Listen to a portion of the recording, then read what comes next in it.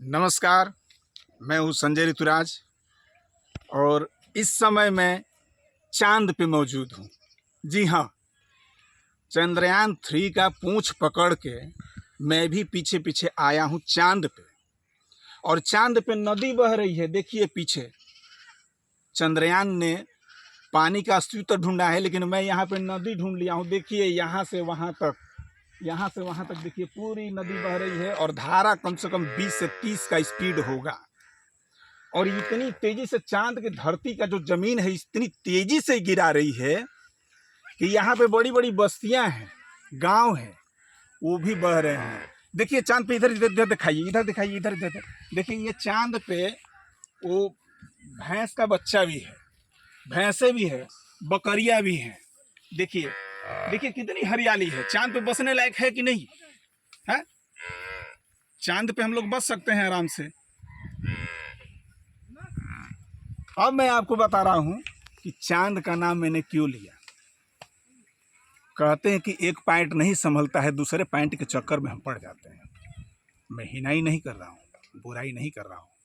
भारत के इसरो वैज्ञानिकों को बहुत बहुत बधाई दे रहा हूँ कि आपने चांद पे पहुँच गया।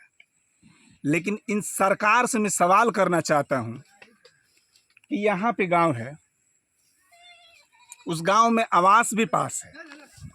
लोगों को सरकार ने 2 लाख, 2.5 लाख, 1,20,000 पर आवास पैसा भी दिया है, शौचालय भी दिया है। बाहर मत हगना, शौचालय में हगना, स्वच्छ भारत अभियान के तहत। यहाँ पे कोटा भी है, लोगों को हर तरीके का सुविधा भी दिया जाता है। बिजली भी है, भले आए न आए बात अलग है। इंटरनेट भी है, भले वो स्पीड चले न चले, सारी व्यवस्थाएं हैं। लेकिन इसके बावजूद ये जो नदी आपके बगल में बह रही है, ये चांद की नहीं धरती की नदी है और ये घाघरा नदी है। और इस नदी पे ठोकर बनाने के लिए पैसा नहीं है सरकार के पास में, और ना ही बुद्धि है। इसलिए मैं कह रहा हूँ कि जब ये सब करना ही नहीं है तो सरकार फिजूल में क्यों आवास पे खर्च करती है, क्यों यहाँ पे लोगों को खर्च करती है, पैसा बर्बाद कर रही है, सरकारी खजाना बर्बाद कर रही है। या तो सरकार सीधे सीधे कह दे कि भाई इस गांव, ये बाढ़ वाला क्षेत्र गांव है, यहाँ पे हम 1 रुपया खर्च करने वाले नहीं हैं आपके ऊपर। अगर सरकार खर्च कर रही है तो सुरक्षा क्यों नहीं कर रही है? ये एक बहुत बड़ा सवाल है। इस सवाल का जवाब आखिर कौन देगा? क्या लोग खुद से बंधा बनाए? पिछले साल मैंने रिपोर्टिंग किया था इस पे, तो एक प्रधान थे, उनसे मेरी बात हुई तो बोले कि हम गए थे अपने विधायिका से मिलने के लिए। केतकी सिंह विधायिका है यहाँ की, वो आएंगे चश्मा उश्मा मार करके और इधर से उधर जाएंगी, नदी में घूम घाम करके फिर चले जाएंगे। हो जाएगा, वादा कर देंगे कि अगली बार फिर बांधेंगे हम ठोकर। उस टाइम मैं प्रधान जी से बात किया तो कह रहे हैं कि इंजीनियरों का कहना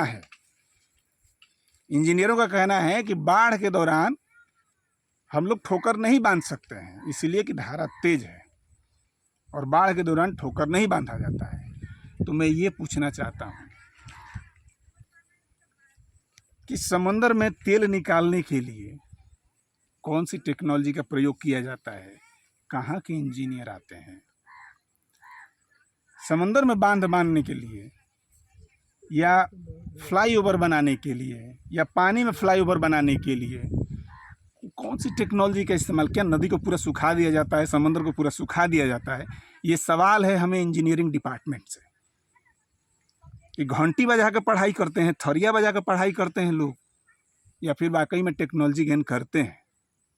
तो चांद का तुलना मैंने इसलिए किया कि गांव की ये सारी चीज़ें बर्बाद हो रही है, लेकिन हम चांद की बात करते हैं।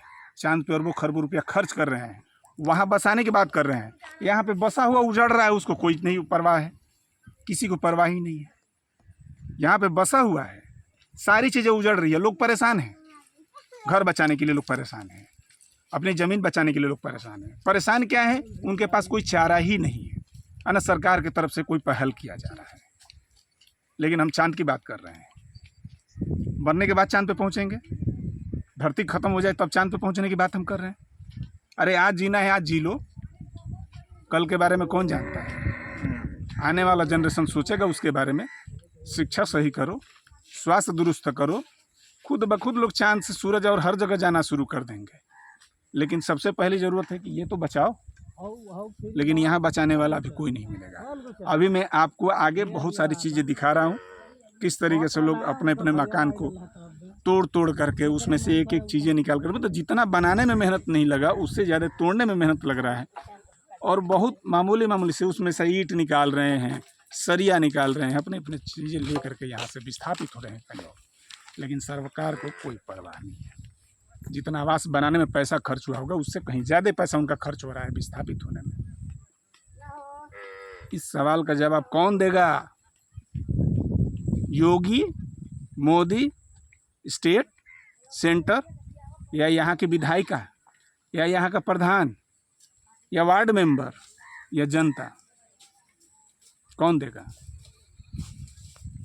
चलिए हम आगे आपको और दिखाते हैं इस नदी का भयावह स्थिति कि किस तरीके से उपजाऊ मिट्टी को अपने आगोश में लेते जा रही है और किस तरीके से आबादियाँ ढह रही है, गांव खत्म हो रहे हैं। आइए हम आपको आगे दिखाते हैं।